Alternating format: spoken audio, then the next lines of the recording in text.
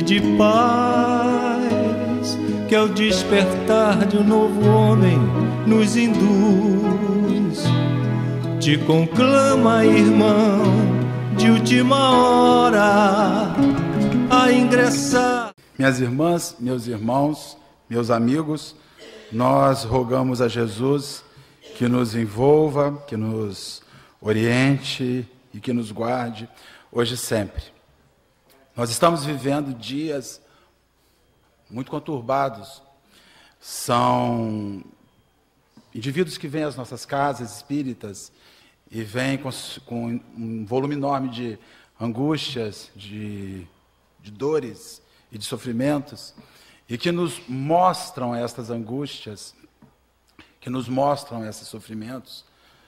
Certamente, hoje aqui há companheiros que não chegaram a nós, a casa, e não fizeram uma apresentação formal ainda da sua dor, mas a gente sabe que essas pessoas levam em si as angústias de dias difíceis, de dias pesados, dos demônios que habitam no íntimo da nossa alma e que forjam uma luta com o anjo que somos em origem, em síntese, porque nós somos angélicos, a nossa origem é para ser angélica, nós somos feitos para sermos felizes.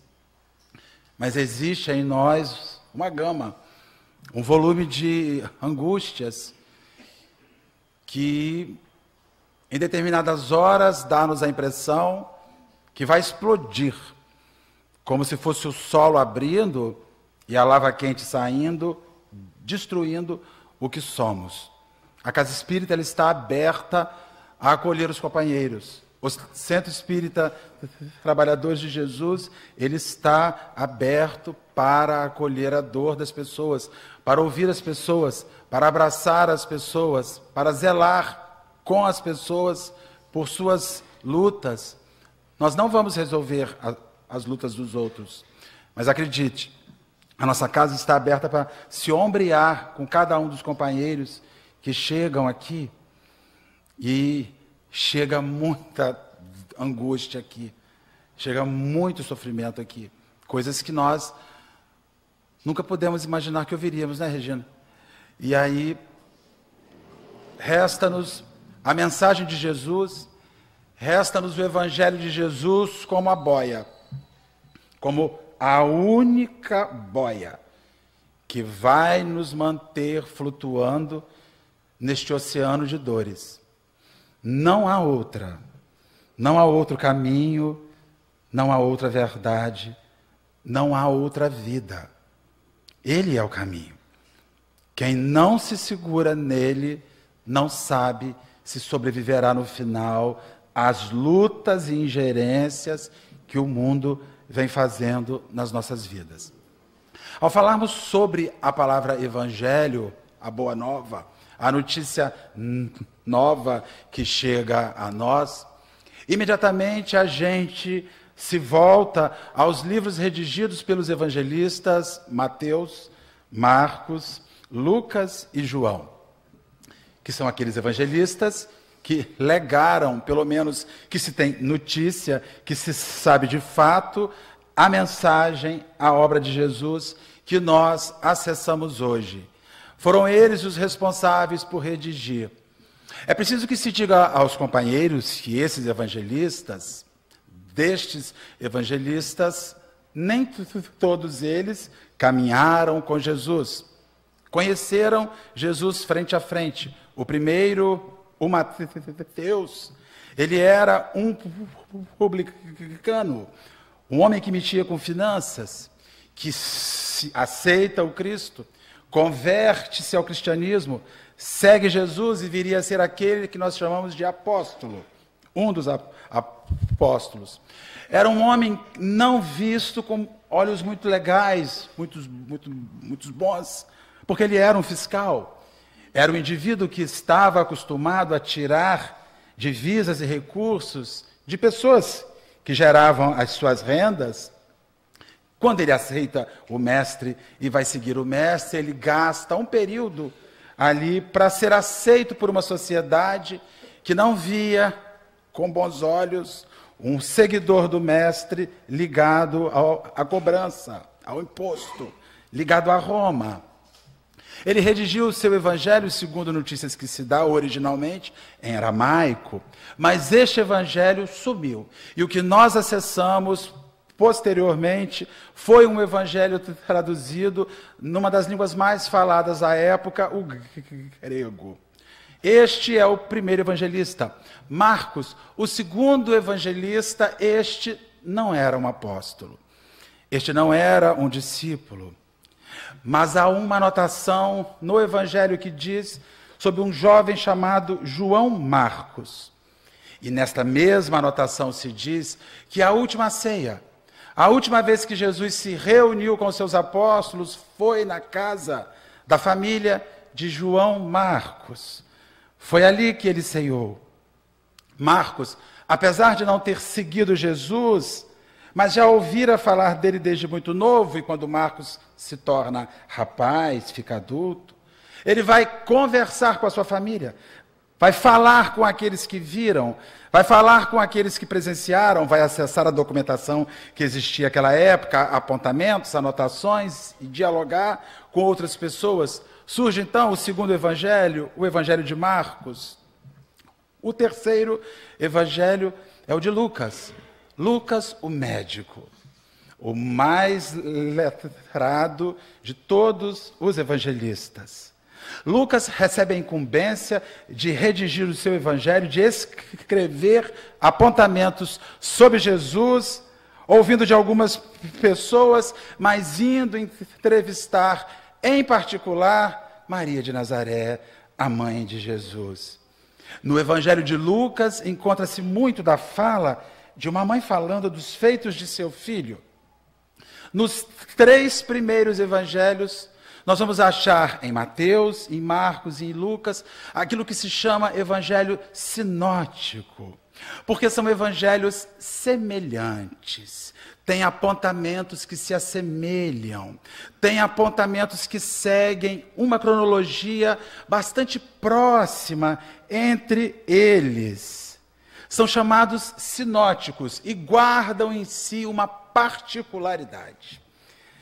O evangelho de Mateus, Marcos e Lucas mostra Jesus para fora, mostra o rei, mostra aquele que andava sobre as águas, mostra aquele que multiplicava pães e peixes, mostra aquele que limpava feridas, que levantava o aleijado, mostra aquele que resolvia tudo, porque ele era o Senhor, ele era a encarnação presente de Deus na terra. Nos três primeiros evangelhos, nós vemos um Jesus soberano, nós vemos um Jesus Senhor da terra, Senhor da vida, que pode tudo. Um Jesus que encerra os ventos quando os ventos são fortes, um Jesus que multiplica o alimento, um mestre Senhor sobre a terra. Porém, o quarto evangelista, ainda que não fosse o de maiores letras, era João, o filho de Jesus de alma, o irmão mais novo. Foi o único dos homens que não o abandonou na hora da sua crucificação, porque todos os outros adultos fugiram. Enquanto Jesus agonizava no alto do Monte da Caveira, no Gólgota, todos os apóstolos fugiram com medo dos riscos que adviriam por aceitar-se e dizer-se seguidor dele.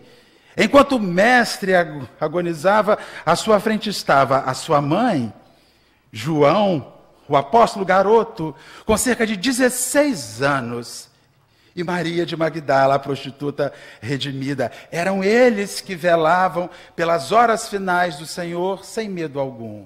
Enquanto Mateus, Marcos e Lucas escrevem um Jesus para fora, João vai fazer diferente. Pela sua proximidade no caminhar com o Mestre, João vai escrever um Jesus que é para dentro. É ele que pode mudar a sua vida. Sim, ele caminha sobre as águas. Sim, ele multiplica o pão, ele multiplica o peixe. Sim, ele seca a ferida.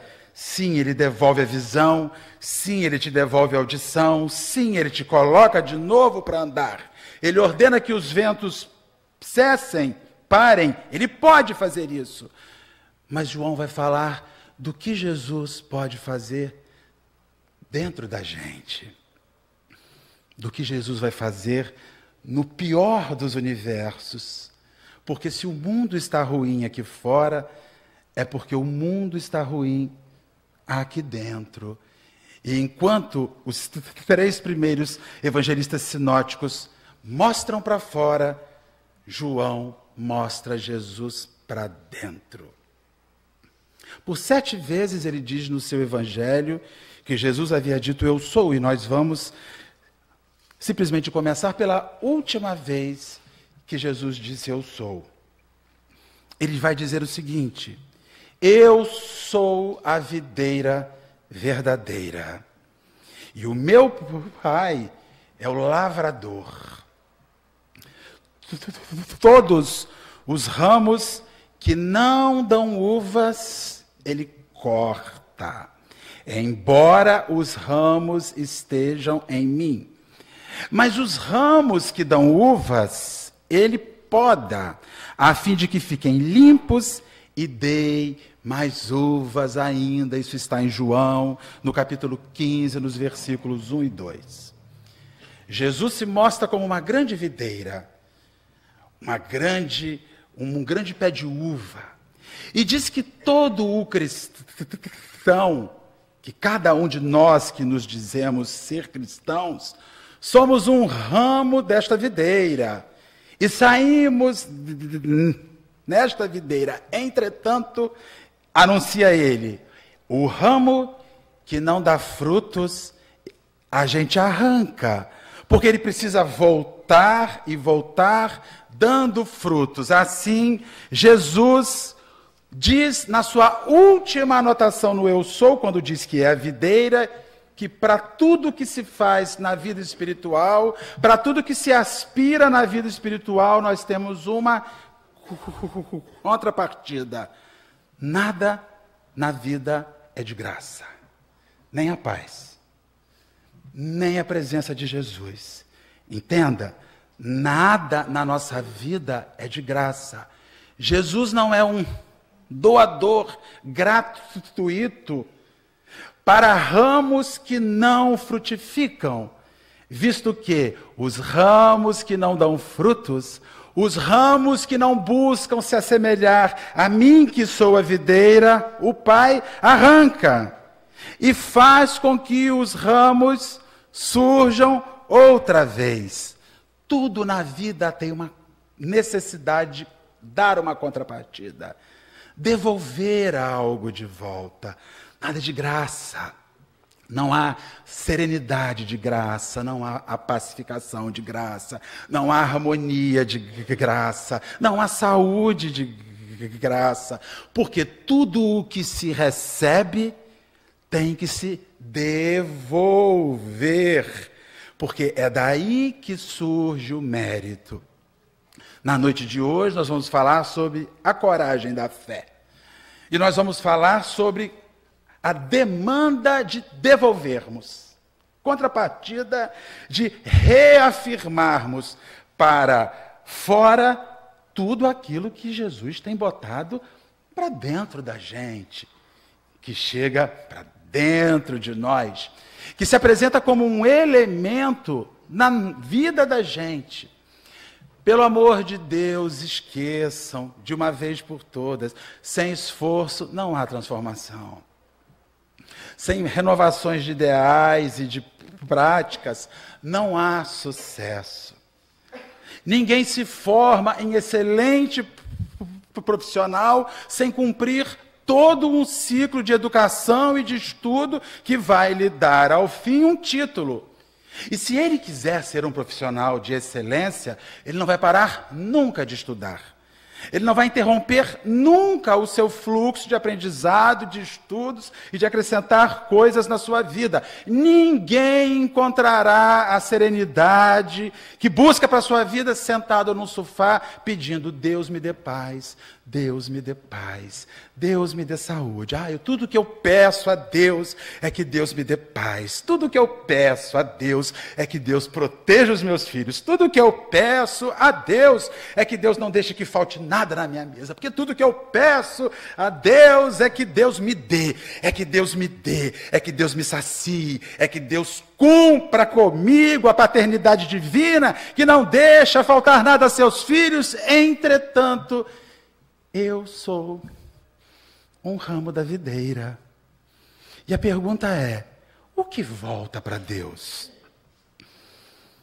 O que volta para o mundo? Eu levo 30 anos estudando para ganhar dinheiro e não levo 1 hora estudando para ser uma pessoa melhor. Eu levo 2h30 por dia praticando atividade física numa academia para ter um corpo perfeito e não suporto 15 minutos de práticas contínuas de um ato de bondade sem que a minha alma se desestabilize. Eu busco o corpo perfeito, para ele todo o esforço, para a alma perfeita 15 minutos bastam. Eu quero muita paz, eu quero muita tranquilidade, eu quero muito amor, mas eu quero que isso chegue de graça, porque eu não estou disposto a dar nada de volta, eu não estou disposto a ceder nada de volta que busque de mim grande esforço. Você chega numa pessoa que vai para uma cozinha e faz uma comida, você fala: delícia a sua comida. Você não sabe quantos anos eu levei me preparando para fazer isso. E as pessoas querem que a bondade, a justiça, o valor chegue sem preparo, chegue sem esforço, chegue sem maceração íntima, chegue sem uma vivência repetida de leitura, de sofrimento, porque ser bom dói. Falávamos isso há pouco com o outro grupo que estávamos reunidos. Quanto mais espírita a gente fica na Ivete, mais dói. Por que mais dói? Dói porque eu começo a ter consciência do quanto eu preciso andar. E quando eu não ando, eu sofro. Quando uma pessoa fala assim: eu já estou satisfeito com o homem que sou, já perdeu a encarnação. Ninguém pode ser satisfeito no mundo de provas e expiações com o que é. A gente pode ser satisfeito com o que já caminhou. Eu gosto muito quando eu olho o meu ontem e vejo o que eu sou hoje. Mas eu gosto mais ainda quando eu olho para amanhã e vejo que ainda falta caminhar.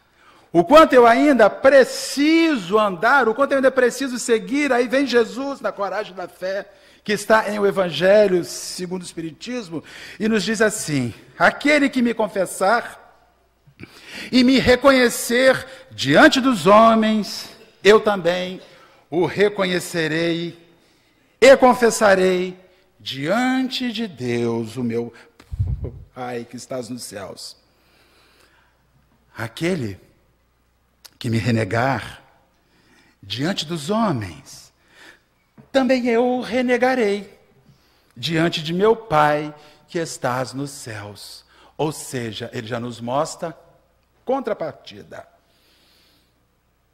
Ele já começa a dizer que a transformação e aquilo tudo que nós aspiramos na nossa vida passa pela necessidade que algo aconteça em favor de nós e da presença de Deus na nossa existência, na nossa vida.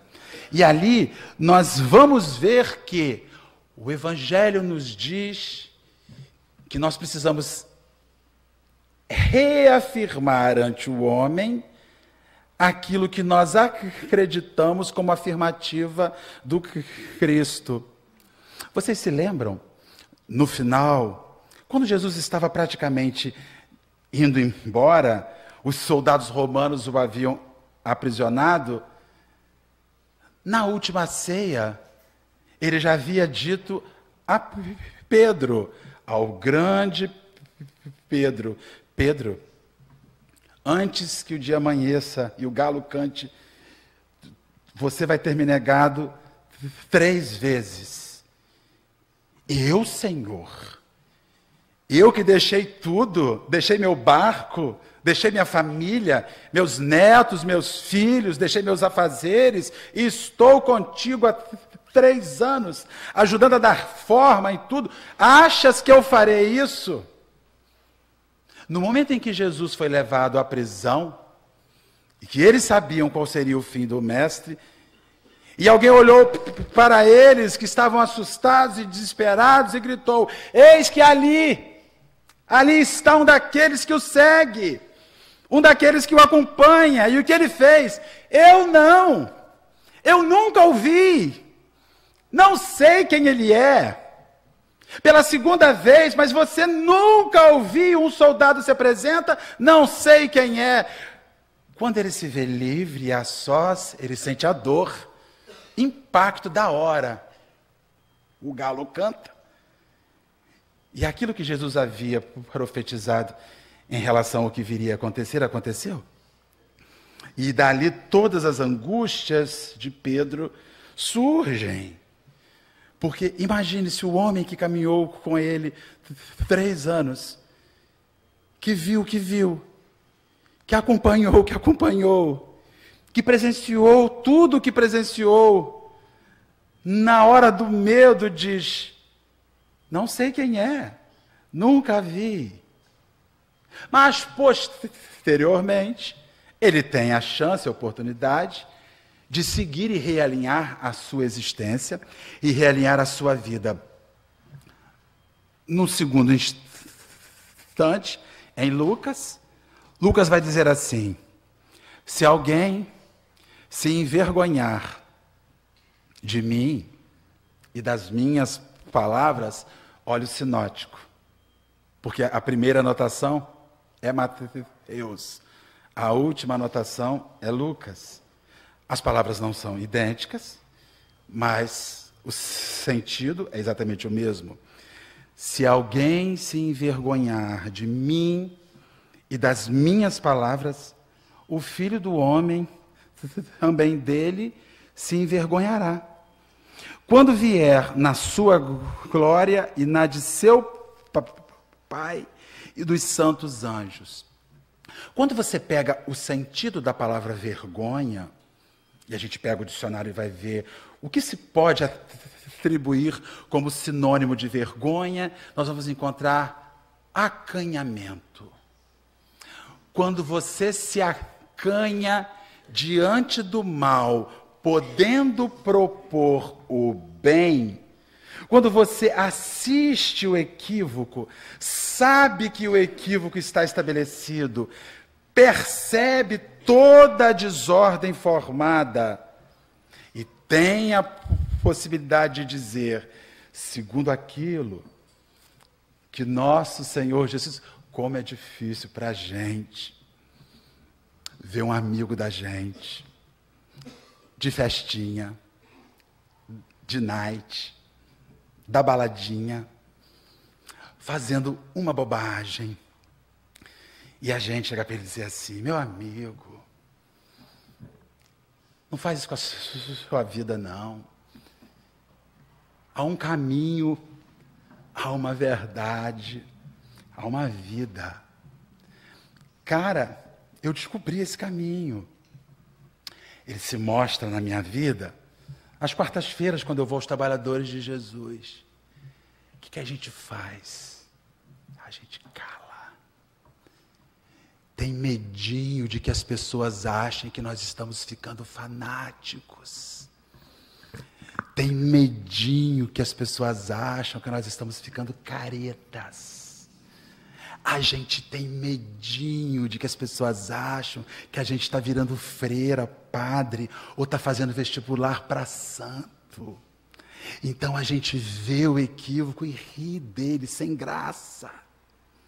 Já sabendo que já aprendemos que tudo é diferente daquilo.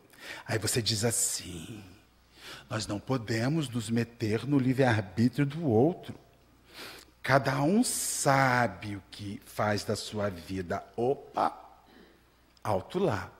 Sabe, se conhece. Se não conhece, não tem uma segunda opção. Então, a nossa função é dar a segunda opção. A partir da segunda opção, o outro faz o que o livre-arbítrio dele lhe mandar. Nós estamos vivendo em dias de aprendizado em que as pessoas não sabem nem para onde a gente vem. A gente tem vergonha de falar. Você vai aonde às quartas-feiras? Eu vou numa parada aí. Eu vou num lugar. Um dia eu te conto. Parece que ele está indo num lugar oculto, é hermético, é fechado, tem que bater na porta 5 vezes, falar uma palavra mágica, entrar dentro do centro espírita. O sujeito não consegue verbalizar. Cara, eu descobri um Jesus que eu nunca imaginei que existisse. Estou aprendendo no centro espírita uma visão sobre o Evangelho, sobre o Cristo, que é completamente diferente daquela visão que é dogmatizada, que é esquematizada. Hoje eu comecei a entender, compreender que a minha vida se move para o bem, se eu faço bem, e a minha vida segue no mal, se eu faço mal, e há um mestre, há um Jesus, há espíritos na minha vida que seguem do meu lado dizendo: sozinho você não está. Vamos por aqui. Aí o Cristo diz assim: quem se envergonha de mim, não me apresenta para o outro. Sabe quando a gente é garoto, que vem a mãe louca, que grita, que fala alto, que a gente não quer que os nossos amigos saibam quem ela é? Pelo riso todos sabem. A gente não quer que ninguém conheça a mãe mico da gente, o pai mico da gente. Eles levavam a gente para a escola e a gente pedia: me deixa um quarteirão antes, porque eu não quero passar essa vergonha de ter que chegar ali e a senhora está... Um beijo, Rafinha, né? Não posso isso na minha vida, não dá mais isso. Aí, na medida que você vai ficando rapaz, você fala: meu Deus, como eu sou burro, como eu sou estúpido. É a pessoa que eu mais amo na minha vida. E quando eles começam a envelhecer, você fala assim: ah, como eu queria que o tempo voltasse para eu aproveitar aquele tempo. E quando eles começam a mudar as palavras, a trocar as palavras, a não lembrar mais da gente, a gente volta para quando era garoto e fala assim: meu Deus, eu levei 10 anos da minha vida escondendo, agora o que eu quero que volte. E a gente sofre. O Cristo é este familiar que está presente na nossa vida e que não pode ser escondido, como aquela mãe que nos envergonha, como aquela avó que nos envergonha, aquele pai que nos envergonha. Ele tem que ser quem chega de primeiro na nossa vida. E pensem o que quiser pensar. Sabe por quê? Porque todos os nossos amigos vão embora um dia. A videira que nós estamos nela, não. Todas as pessoas que estão do nosso lado, ditando as nossas vergonhas, ditando os nossos milindres, ditando os nossos ensimesmamentos, abobalhamentos, somem da nossa vida um dia, e quem fica é quem está ali. Então, começou a ver uma coisa esquisita, apresente o seu amigo para eles. Eu tenho um amigo para te apresentar. Conheci um cara, nota 10. Como se diz lá em Campos, pedra 90. Não é? Pedra 90? Lá em 1800 e pouco. Aí você vai e propõe: eu conheci um sujeito que mudou a minha vida. E aí você começa a dizer assim: mas você sai sempre às quartas-feiras, o futebolzinho que a gente ia, você pediu para mudar o dia, o churrasquinho que a gente fazia, né, o joguinho que a gente fazia, a noitada dos amigos, que a gente se vê, os amigos da turma, e você pediu para mudar e não explicou. Falei assim: agora eu tenho que apresentar a vocês uma coisa nova. Querem ir comigo? Querem conhecer? Querem saber o bem que isso está fazendo na minha vida, e eu quero que todo mundo saiba disso, porque eu preciso falar para as pessoas que estão ao meu lado, que eu estou com o caminho, com a verdade, com a vida, e que eu estou agora precisando fazer que os frutos nasçam em mim, para que eu não seja arrancado na hora final. Eu não tenho por que me acanhar do Cristo. Eu não tenho por que me constranger com o Cristo para a sociedade que eu vivo. Você tem religião espírita, vou segunda, vou quarta, vou quinta, eu já mando o currículo. Vou segunda, vou quarta, vou quinta e vou domingo. E faço ainda umas 11 palestras por mês, mais ou menos. Se quiser ir comigo, amarradão, a gente vai, conversa, bate papo, curte, e as pessoas precisam saber o que a gente faz e o que está mudando a nossa vida. E nós temos que apresentar esta mudança para as pessoas. Quem se envergonha de mim, dele me envergonho, porque se serve a você, mas aquilo que serve a você, você não passa para o outro, é porque aquilo que chega a você é duvidoso. Você não acredita realmente como o outro vai receber. Nós vemos um companheiro sofrendo, aí a gente passa em uma livraria, não estou falando por conta de ser a nossa livraria, mas qualquer livraria espírita, aí vê um livro ali e fala assim, poxa, como seria útil esse livro a fulano? Aí você fala assim, vou comprar. Isso é o espírito amigo falando.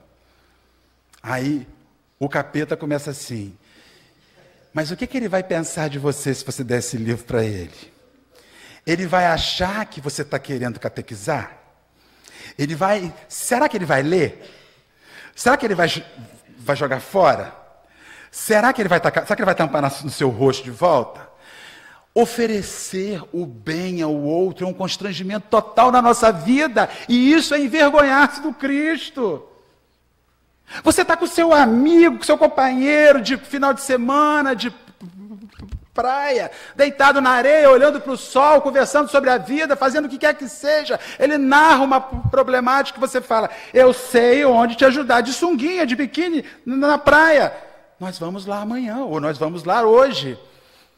Me dê essa chance de te levar você, se não curtir, não volta mais, você é livre, a porta é aberta, nós vamos fechar um dia, para que quem entrar não saia mais, mas a porta é aberta, entra e sai, por que não se oferece?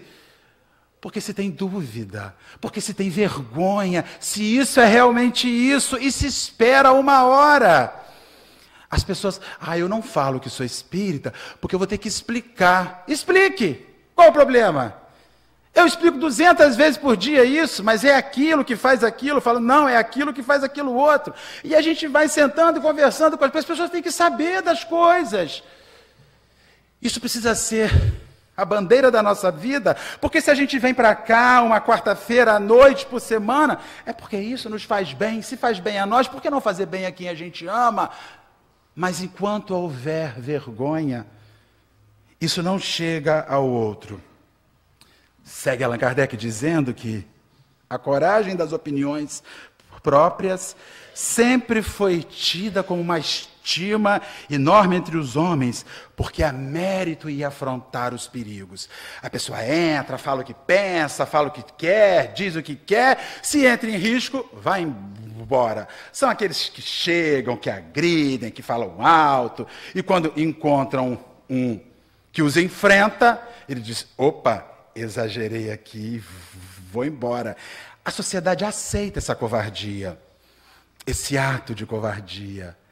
É quando você vai além e sofre o risco. Entretanto, não se permite esse ato de acovardar-se com o Cristo. Porque ninguém pode se acovardar diante do bem. Quem se acovarda diante do bem, ele cede espaço à presença do mal. Entende? Nós não podemos ser meio fiéis, porque quem é meio fiel é meio infiel. Quem é meio bonzinho é meio malzinho, porque o outro lado não fica vazio. Tem algo do outro lado. E o outro lado é o inverso. Então nós temos que ser unos, matar essa questão do duo, dupla personalidade cristã. O sujeito entra na casa espírita, feliz da vida. Aí a gente sai enquanto a pessoa na rua conversando com seus amigos, chega perto, abraça e fala assim: fulano, quanto tempo não te vejo, você sumiu do centro. Ele: você falou centro. Depois a gente conversa. Eles não sabem. Eles não sabem. Eu tenho que explicar muita coisa. Eu não tenho que dar satisfação da minha vida. Aí começa a mandar esse caô. Eu não tenho que dar satisfação da minha vida. Não, ele está com vergonhinha de que o amigo descubra que ele resolveu botar Jesus no seu coração. Ele está com vergonhinha que o amigo descubra que ele está agora se emocionando num espaço, chorando quando ouve uma prece, quando ouve uma música, na presença de Jesus na tua vida. Ele está com vergonhinha, ele é desaforado, ele é intimorato, ele vence o mundo nos elementos do mundo, mas quando os elementos do mundo o chamam à presença de Jesus, ele se acovarda. Ninguém pode saber que eu venho aqui. Sabe como é que é, né? Eu logo grito: não sei não, me explica, eu gosto de tudo explicadinho, sou chatíssimo, me explica, por que ninguém pode saber? Há sempre, segue Allan Kardec, há sempre fraqueza em recuar alguém diante das consequências que lhe acarreta a sua opinião e em renegá-la. Mas há casos em que isso representa covardia tão grande quanto fugir ao momento de combate. Tem hora que a gente volta, mas não dá para passar uma vida dando ré. Tem hora que você fala: opa, vamos recordar uma das epístolas do apóstolo Paulo de Tarso. Fiz-me fraco com os fracos para parecer fraco. Fiz-me forte com os fortes para forte parecer. Então tem horas que a gente precisa ajustar. Mas correr, não. Naquilo que se reflete a boa nova e a mensagem de Jesus, não dá para correr. Você vai naquela festinha que vai encontrar todos os seus amiguinhos lá. Aqueles amiguinhos daquelas épocas, daquelas coisas que você fazia naquelas festinhas, naqueles banheiros, naqueles cantinhos escuros que a gente chegava lá e: vamos ali que tem um negocinho bom aqui. Aí o teu amigo te chama, porque você já está sem esse negocinho bacana, bom, que de bom não é nada, porque se fosse bom você ficava lá, mas não é. Aí tu veio para cá e começou a fugir do negocinho bacana. Você resolveu pegar outro entorpecente. O entorpecente da boa nova, porque Jesus bate dentro da gente como um entorpecente, ele acalma. E depois a coisa volta. Aí você vai naquela festa, porque os amigos te chamaram. E você não ama mais o que seus amigos fazem, mas continua amando os seus amigos. Você não ama mais o que seus amigos fazem, porque você fazia, mas ama quem eles são, e isso é nobre. Aí eles te chamam. Vamos lá, fulano. Eu estou noutra. E qual é? É crente agora? Não, espírita. Meu amigo, eu me virei espírita. Eu descobri que meu organismo físico é um grande altar, aonde vive nele a presença de Deus. Se eu derrubar o altar dentro de mim, coisa que eu fiz por muitos anos na minha vida, eu boto em risco a igreja e boto em risco Deus dentro de mim. Então, caretão, meu irmão, que viagem é essa? Então, estou fazendo outra viagem. Faça o que você quiser da sua vida e vem cá me dar um abraço, porque eu te amo. Mas não amo mais o que você faz. Como é difícil a gente falar isso para as pessoas. Quando eu tinha 14 anos de idade, naquele tempo que a gente era doido, com 14 anos de idade, né? Eu vinha para Cabo Frio, uns caras nas motos, CB400, parava em qualquer esquina, tirava a máquina para tatuar e tatuava a gente. Eu, 14 anos, parei no meio de uma rua, AIDS, DST, nada. Falei, quanto custa essa aranha aqui, hein? R$10. Era uma coisa assim. Eu falei, faz aqui. Com 14 anos de idade, no meio da rua, aquelas coisas de gente doida. Ainda bem que eu vim para o centro espírita, porque era muito desajustamento mental, né? Ainda bastante hoje, mas era pior. Eu tatuei a minha aranha, fiquei felizão porque eu tinha uma tatuagem que era 5 riscos. Né? Azul, mas ela era azul, era chique. E aí eu virei o aranha. Qual é a aranha? Qual é a aranha? A aranha está ali, a aranha está lá. Virei a personalidade da aranha. Morava no edifício aqui na rua Jorge Lócio, ali, e aí ia dormir cedo, sempre fui de dormir cedo, 3 horas da manhã, 3h30, a gente ia para casa dormir cedo, deitava para dormir, começava no sono, passava 5 embaixo, gritava, acorda aranha! E eu virei o aranha. Um dia, com 20 anos, eu descobri isso daqui, vim para cá e falei, deixa a aranha aqui, mas eu estou amarradão com esse lugar e vou ficar aqui. E fiquei. Já são 30 anos. Fazem uns 8 ou 9 anos, eu vi uma amiga da época, da aranha, aqui, me assistindo. Fiz a palestra, ela ficou assim. Aí falou assim, pô, aranha, tu era gagão naquela época. Melhorou pra caramba. Eu falei, Jesus, você tem que acreditar no milagre. Fez na minha vida. A começar pela voz. Nós nos abraçamos no final, ela foi e falou assim, Marcelo. Eu falei, Marcelo não, aranha, que isso? A gente é daquela época, nada mudou. Eu só não faço mais o que nós fazíamos naquela época. E ali, isso é a vida. Eu não posso renunciar ao que eu sou, mas eu também não posso jogar fora de mim aquilo que está fazendo bem para a minha vida. Eu preciso mostrar para as pessoas. Então Jesus fala, não se envergonhe. Quando você se envergonha, você não divulga, você não compartilha, você não diz ao outro o que está acontecendo de bom na sua vida. Jesus derrota a covardia e mostra que ela é um ato de derrota profunda, quando a gente se envergonha e rejeita. Assim, finalizando, será com os adeptos do Espiritismo. Pois que a doutrina que professam, mais não é do que o desenvolvimento da aplicação do Evangelho. Também a eles, e quando ele diz a eles, também a nós, se dirigem as palavras de Jesus. Quem se envergonhar do que houve aqui e do que faz aqui, e não manter honestidade com isso aqui lá fora, principalmente para aqueles que precisam. Meus irmãos, vocês sabem quem é o maior divulgador espírita? É o público, não é o orador. O orador espírita, ele fala para o espírita. Quem vem à casa espírita, fala para quem não é espírita, porque fala lá fora. O maior divulgador do espiritismo não é orador nenhum.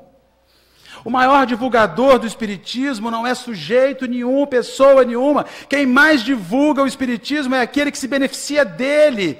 É aquele que o recebe de forma integral na sua vida e percebe as transformações que isso vem ocasionando em si. Então, quem é o maior divulgador do Espiritismo? É você. É você. É você. É cada um de nós que, quando sai aqui de dentro, vai lá para fora e diz assim, poxa, fui num lugar bacana hoje, me fez bem. Aí alguém ouve você e fala assim, preciso ir num lugar que me faça bem, me leve. Semana que vem vamos comigo, eu vou passar na sua casa, vou te pegar, e você vai para o lugar que te faz bem. Esse é o grande divulgador do Espiritismo. Vocês sabem por que Roma se converte ao cristianismo? Que César, o imperador, ele diz que nós precisamos nos converter ao cristianismo? Não é porque um dia ele achou assim, não, tá legal, tá na hora de nós acabarmos com isso aqui e botarmos Jesus no leme. Porque Jesus ao ser assassinado, ao ser morto, ele iria aparecer ainda 18 vezes depois que morreu. A gente fala algumas, mas foram 18 vezes. Numa das vezes que ele aparece a 500 na Galileia. Num aglomerado de 500 pessoas, Jesus aparece e fala para essas 500 pessoas. Ali haviam pessoas ricas, pessoas pobres, pessoas do comércio, haviam pessoas simples. E aquelas pessoas, aquelas 500 pessoas, começam a viajar pelo Império Romano, nas galés, nos barcos, nos lombos de burro, levando a mensagem. Jesus não chega em Roma de cima para baixo. Jesus toma Roma de baixo para cima. Todas as pessoas pobres, derrotadas, desesperadas, que queriam socorro, que queriam ajuda, foram ouvindo aquela mensagem, foram se somando àquele grupo. De repente, Roma, o Império Romano, já era cristão. Só faltava ao imperador fazer de besta, de bobo, e dizer: agora a gente se converte. Se ele não fizesse aquilo, o poder não se manteria. Eles o tomariam. Então veja, da mesma forma, quando a gente se envergonha, a gente é aquele divulgador do Cristo, da Boa Nova, que diz que não posso falar isso para as pessoas, porque elas não estão preparadas para ouvir. Em primeiro lugar, quem é que te define isso? Que a pessoa não está preparada para ouvir. Ela pode não estar preparada para registrar, mas para ouvir, qualquer um que ouça. E se for surdo, chama Verônica, porque Verônica vai e faz o trabalho. Ela vai lá e divide com a gente. Olha a grandeza, está ficando pior, porque antes era restrito a um tipo só de linguagem. As linguagens estão simplificando. Não dá mais para nós fingirmos que não temos nada para dizer a alguém, porque nós temos muita coisa para dizer a alguém. Nem que seja dizer a alguém que, quando eu cheguei no centro e acabou a reunião, me levaram para uma sala e alguém botou a mão em cima de mim e eu senti uma coisa boa que eu não sentia há muito tempo. Mexeu com a minha vida. Eu tenho que dizer a alguém que um dia eu cheguei no centro desesperado e os meninos da recepção, os companheiros da recepção, me levaram até alguém que pudesse ouvir os meus problemas, e aquela pessoa ouviu os meus problemas e não me cobrou nada, não me pediu nada, não me ofendeu, não me agrediu, e no final ainda me abraçou, dizendo que você é bem-vindo aqui, de coração. Nós temos que levar isso para as pessoas. Nós temos que compartilhar isso para as pessoas. O que a gente faz aqui, Regina, Rose, Lucinha, eu, Rosana, os expositores da casa, a gente faz para um grupo pequeno. Quem faz o resto são os senhores lá fora. Quando levam isso para as pessoas. Se nós não distribuirmos a mensagem, nós estamos nos envergonhando dela por omissão. E aí, quando acontecer a situação, vai dizer: mas, poxa, aquilo foi tão útil na sua vida e não serviu para mais ninguém? Na hora em que meu nome precisava ser dito, você abaixava os olhos e dizia que não me conhecia, como Simão fez? É isso. É assim.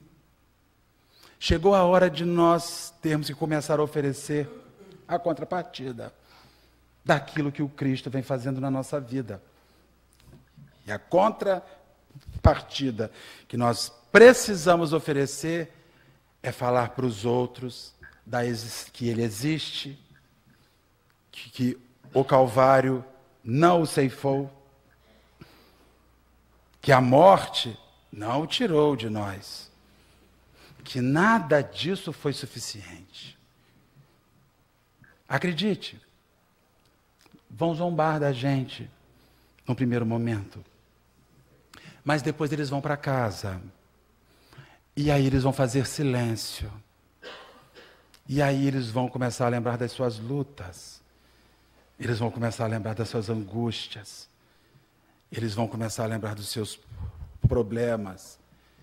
E aí um dia depois, dias depois, você vai receber no seu WhatsApp uma mensagem. Ainda dá para eu ir com você? Que dia que é mesmo o negócio lá? Aí você fala, oba, não, porque nós botamos mais um número dentro da casa espírita. Não é essa a preocupação. Mas é porque nós oferecemos para alguém a boia de salvação, que tem sido a boia de salvação da nossa vida. Seja feliz em dizer-se espírita. Sinta-se feliz em dizer-se cristão. Encha a boca em falar do Cristo. Porque eu preciso dizer aos companheiros, neste universo que estamos vivendo, neste mundo que estamos vivendo, até hoje, só ele sobrevive. Mais e mais. É engraçado que passados 2000 anos da passagem de Jesus, mais coisas surgem em seu nome, mais coisas crescem em seu nome. Os reis sumiram, os imperadores sumiram, Napoleão Bonaparte sumiu, Nabucodonosor sumiu, Tutancâmon sumiu, todos os imperadores romanos sumiram, e ele vive. O carpinteiro vive. E ninguém se sobreporá a ele em situação nenhuma na terra.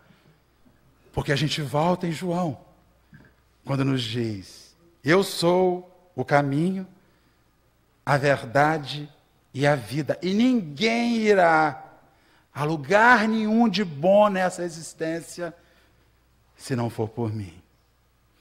Que nós não nos acovardemos diante do instante que precisemos nos mostrar que não nos compatibilizamos mais com o mal que tinha na gente.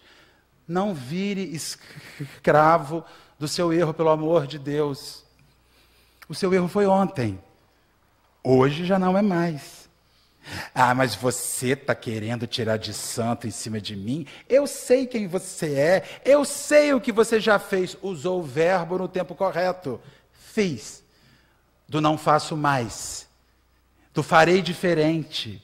Eu não vou me deixar escravizar no silêncio com medo das informações que você tem a meu respeito. Eu não vou.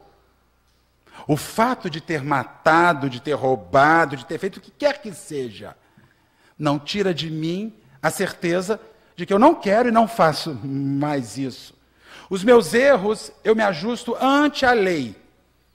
E você não é a lei. Você não é a lei. Há uma lei humana, que se eu me equivoco, que ela me alcance. Há uma lei divina, que se eu me equivoco, que ela me alcance. Fora isso, somos homens iguais. Não se transformem em reféns dos seus erros. Aceitem que a vida muda. E junto a Jesus, só muda para melhor, né, Deja? Que Ele nos guarde, que Ele nos abençoe, que Ele nos dê a coragem, peito, de quando nos perguntarem o que somos e quem somos e por que estamos assim, porque alguma coisa mudou dentro de mim. E quem mudou isso dentro de você? O grande médico das almas. Eu sou o grande médico das almas. Já havia dito ele. E eu vim para os que sofrem, visto que os sãos, eles não precisam de mim. Então o grande médico mudou a minha vida. Eu estou amarradão nesse médico, porque ele fez comigo o que nada, nem ninguém, nunca fez, em hora alguma da minha vida. Que Ele, nosso Senhor, nos abençoe, nos guarde, nos sustente, nos insufle a coragem, o peito aberto, de irmos para o bom combate, botando na nossa frente o escudo do Evangelho, nos armando com isso, porque nós vamos vencer no final, porque isso é da lei, mas só vence quem combate, só vence quem não se envergonha. Que Deus nos abençoe.